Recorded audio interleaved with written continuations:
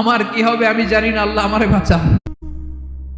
বিশ্বনবী পাগলের মতো একবার হাউজে কাউসারে যাবেন, একবার সিরাতে যাবেন, একবার পুলসিরাতের দিকে, একবার হাউজে কাউসারের দিকে পাগলের মতো দৌড়াতে থাকবেন। তার কোনো গুনাহগার উম্মত যাতে জাহান্নামে ঢুকে না যায়, সেদিন কেউ সুপারিশ করতে পারবে না বিশ্বনবী ছাড়া। বিশ্বনবী মাকামে মাহমুদে যে আল্লাহু আকবার বলে সিজদায় লুটিয়ে পড়বেন, আল্লাহ রাব্বুল আলামিন বিশ্বনবীকে এমন কিছু চমৎকার শব্দ শিখাবেন, ওই শব্দগুলো দিয়ে আল্লাহর প্রশংসা করে বিশ্বনবী কাঁদতে আরম্ভ করবেন। বিশ্বনবী এমন ভাবে অজর দ্বারায় সিজদায় লুটিয়ে পড়ে কাঁদবেন, রব্বুল আলামিনের রহমতের দরিয়ায় জোশ লেগে যাবে।